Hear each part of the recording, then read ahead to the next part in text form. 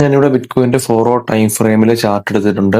നോക്കുവാണെങ്കിൽ നമ്മൾ കഴിഞ്ഞ വീക്ക് പറഞ്ഞൊരു മേജർ ആയിട്ടുള്ള സപ്പോർട്ട് ഏരിയ ആണ് ബിറ്റ്കോയിന്റെ ഈ ഒരു ഏരിയ.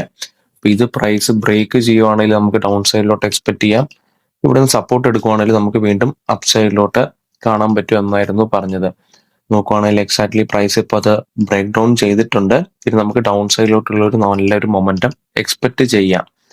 അതുപോലെ ഞാൻ ഒരു ഡെയിലി ടൈം ഫ്രെയിമിലോട്ട് സ്വിച്ച് ചെയ്യുവാണെങ്കിൽ പ്രൈസ് ഒരു ജസ്റ്റ് ബ്രേക്ക് ഡൗൺ ആണ് നമുക്ക് ഇവിടെ തന്നിട്ടുള്ളത്. അതുകൊണ്ട് തന്നെ നെക്സ്റ്റ് ക്യാൻഡിൽ വന്നേക്കുന്ന ഒരു നല്ലൊരു റിജക്ഷൻ ക്യാൻഡിലാണ്. ഈ തന്നേക്കുന്ന ഈ ഒരു ബ്രേക്ക് ഔട്ട് നമുക്ക് ഒരു കൺഫേം ചെയ്യണമെങ്കിൽ നമുക്ക് ഇവിടെ ഒരു പ്രൈസ് ഒന്ന് റീടെസ്റ്റ് ആവാൻ വേണ്ടിയിട്ട് ഒന്ന് വെയിറ്റ് ചെയ്യാം. റീടെസ്റ്റ് വന്ന് ഇവിടുന്ന് ഒരു നല്ലൊരു റിജക്ഷൻ ക്യാൻഡിൽ കിട്ടുവാണെങ്കിൽ നമുക്ക് കൺഫേം ചെയ്യാം അതൊരു പ്രോപ്പർ ആയിട്ടുള്ള ഒരു ബ്രേക്ക് ഔട്ട് ആണ്. ആൻഡ് നെക്സ്റ്റ് നമുക്ക് എക്സ്പെക്ട് ചെയ്യാൻ പറ്റുന്ന നല്ലൊരു ഡൗൺ മൊമെന്റ് ആയിരിക്കാം. അതുകൊണ്ട് തന്നെ നെക്സ്റ്റ് നമുക്ക് സപ്പോർട്ട് അറ്റാക്ക് ചെയ്യുന്ന ഒരു ഏരിയ എന്ന് പറഞ്ഞാൽ വീക്ക്ലി ടൈം ഫ്രെയിമിലെ ഈ ഒരു ഏരിയ ആണ് നമ്മുടെ നെക്സ്റ്റ് സപ്പോർട്ട് അറ്റാക്ക് ചെയ്യണ ഏരിയ.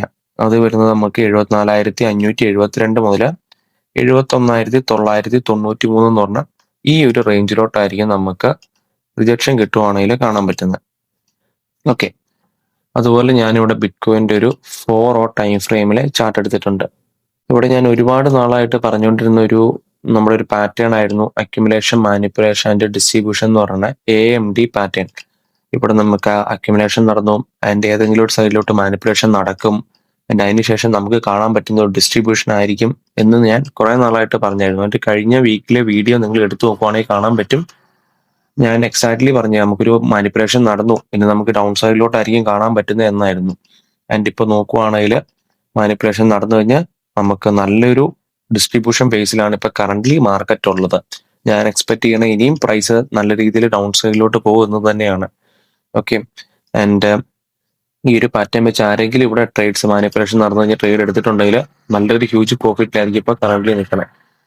അപ്പോൾ ബിറ്റ്കോയിന്റെ ഏറ്റവും മേജർ ആയിട്ടുള്ള ഏരിയാസും ലെവൽസും ഇതാണ് നെക്സ്റ്റ് വീക്കിലോട്ടുള്ള. ഇതെല്ലാവരും ഒന്ന് നോക്കി വെച്ചേരാം.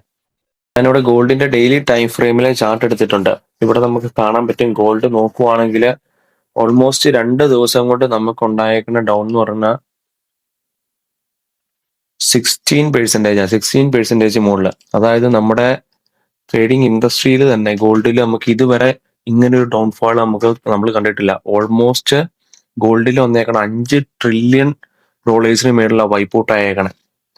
ഓൾമോസ്റ്റ് 5,500 എന്ന് പറഞ്ഞാൽ 5,500 5,600 ആ ഒരു റേഞ്ചിൽ നിന്ന ഗോൾഡ് നമുക്ക് 2 ദിവസം കൊണ്ട് 4,600 എന്ന് പറഞ്ഞ ആ ഒരു റേഞ്ചിലോട്ടാണ് ഫാൾ ആയേക്കണേ.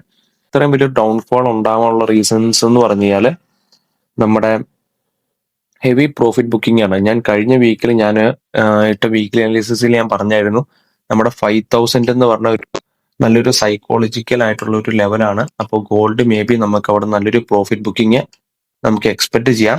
അതുകൊണ്ട് തന്നെ ആ ഒരു ഏരിയ ഒന്ന് നോക്കി വെച്ചേരെ എന്ന് ഞാൻ പറഞ്ഞായിരുന്നു.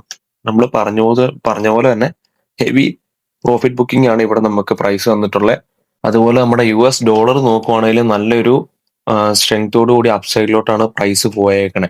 അപ്പൊ അതുകൊണ്ട് തന്നെ നമുക്ക് അതൊരു മേജർ റീസൺ ആണ് ഗോൾഡ് നല്ല രീതിയിൽ ഡൗൺ ആവുള്ളത്. കാരണം നമ്മുടെ US ഡോളറിന്റെ ഒരു കോറിലേഷൻ ആണ് നമ്മുടെ ഗോൾഡിന്റെ മൂവ്മെന്റ് എന്ന് പറഞ്ഞത്. അതായത് ഇപ്പോൾ US ഡോളർ അപ്സൈഡിലോട്ട് പോവാണെങ്കിൽ ഗോൾഡ് നേരെ ഡൗൺ സൈഡിലോട്ട് പോകാനുള്ള ഒരു ഇന്റൻഷൻ കൂടുതലായിരിക്കും. അതാണ് ഈ കോറിലേഷൻ കൊണ്ട് ഉദ്ദേശിക്കുന്നത്.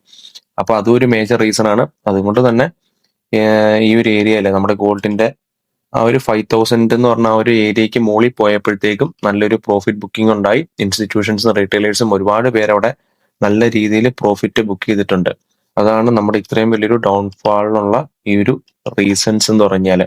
ഇനി ഞാൻ ഗോൾഡിൽ എക്സ്പെക്ട് ചെയ്യണ പ്രൈസ് വീണ്ടും തിരിച്ചു കയറുമെന്ന് തന്നെയാണ്. കാരണം പ്രൈസ് എപ്പോഴും ഒറ്റയടിക്കാൻ റോക്കറ്റ് വിട്ട പോലെ മുകളിലോട്ട് പോകില്ല. ഇത് ഞാൻ എപ്പോഴും പറയാറില്ല. പ്രൈസ് ലിക്വിഡിറ്റി എടുത്ത് അതിനുശേഷം വീണ്ടും അപ്സൈഡിലോട്ട് പോകാൻ പറ്റുള്ളൂ. അപ്പോൾ മേജറായിട്ട് നമുക്കിവിടെ ഒരു കറക്ഷൻ വന്നിട്ടുണ്ടെങ്കിൽ മേജറായിട്ടൊരു നല്ലൊരു അപ്സൈഡിലോട്ടുള്ള നല്ലൊരു മൊമെന്റം നമുക്കിനി വരാനുണ്ട് എന്നാണ് അതിനർത്ഥം. അപ്പോ നമുക്കിനി ഗോൾഡിൽ നോക്കി വെക്കേണ്ട നെക്സ്റ്റ് വീക്കിലോട്ടൊക്കെ നോക്കി വെക്കേണ്ട മേജർ ആയിട്ടുള്ള ലെവൽസ് എന്ന് പറഞ്ഞാൽ മേജർ ആയിട്ടുള്ള ഒരു സപ്പോർട്ട് ഏരിയ വരുന്നത് ഈ ഒരു ഏരിയ ആണ്. ഈ ഒരു ഏരിയ അത് നമുക്ക് നോക്കുവാണെങ്കിൽ 4,392 മുതൽ 4,291 എന്ന് പറയുന്ന ഈ റേഞ്ചാണ് നെക്സ്റ്റ് മേജർ ആയിട്ടുള്ള ഒരു സപ്പോർട്ട് ഏരിയ. അപ്പോൾ ഇനിയും പ്രൈസ് ഡൗൺ ആവുകയാണെങ്കിൽ നെക്സ്റ്റ് മേജർ ആയിട്ടുള്ള ഒരു സപ്പോർട്ട് ഏരിയ ഇതാണ്. അപ്പൊ ഇവിടെ നിന്നായിരിക്കും ഗോൾഡിൽ നമുക്ക് സപ്പോർട്ട് എടുക്കാൻ സാധ്യത കൂടുതലുള്ള ഒരു ഏരിയ. ഓക്കെ, ഞാനിവിടെ RSI എന്ന് പറഞ്ഞൊരു ഇൻഡിക്കേറ്റർ ഞാനിവിടെ ആഡ് ചെയ്യുന്നുണ്ട്. ഇത് നമുക്ക് കാണിച്ചിരുന്ന മാർക്കറ്റിന്റെ സ്ട്രെങ്തിനെയാണ്. അപ്പോൾ ഈ RSI ഇൻഡിക്കേറ്റർ വെച്ച് നോക്കുമ്പോൾ നമുക്ക് കാണാൻ പറ്റുന്ന ഇത് നമുക്കൊരു ഓവർ സോൾഡ് ആയി പോയിട്ടുള്ള ഒരു കണ്ടീഷനാണ്. അതായത് പ്രൈസ് ഒരുപാട് പേര് സെല്ല് ചെയ്ത് ഓവർ സോൾഡ് ആയിപ്പോയി, ഓവറായിട്ട് വിറ്റുപോയി. ഇനി നമുക്ക് ബയേഴ്സ് വരാനുള്ള ഒരു ചാൻസസ് കൂടുതലാണ്. അതുപോലെ തന്നെ ബയേഴ്സിന്റെ ഒരു പുഷ് വരാനുള്ള ഒരു ചാൻസ് കൂടുതലാണ് എന്ന് കാണിച്ചു തരുന്നതാണ് ഈ ഒരു ലൈന് താഴെ പ്രൈസ് പോകുന്നത്. ഓൾമോസ്റ്റ് 29.30 ഉണ്ടോ, ആ ഒരു 30ക്ക് താഴെ പോയി കഴിഞ്ഞാൽ പ്രൈസ് ഒരു ഓവർ സോൾഡ് ആയി പോയി എന്നാണ് ഈ ഒരു RSI എന്ന് പറഞ്ഞ ഇൻഡിക്കേറ്റർ നമുക്ക് കാണിച്ചു തരുന്നത്. അപ്പോൾ ഇനി നമുക്ക് നെക്സ്റ്റ് വീക്കിലോട്ട് ഒരു പുഷ് നമുക്ക് നമുക്ക് എക്സ്പെക്ട് ചെയ്യാം. ഡൗൺ ആവുകയാണെങ്കിൽ നമ്മൾ പറഞ്ഞ ഡെയിലി ടൈം ഫ്രെയിമിൽ ഈ ഒരു ഏരിയ വരെ ആയിരിക്കും നമുക്ക് കാണാൻ പറ്റുന്നത്. അപ്പോൾ ഇതാണ് ഗോൾഡിൽ നമുക്ക് നോക്കി വെക്കേണ്ട മേജർ ആയിട്ടുള്ള ലെവൽസ് എന്ന് പറഞ്ഞാൽ.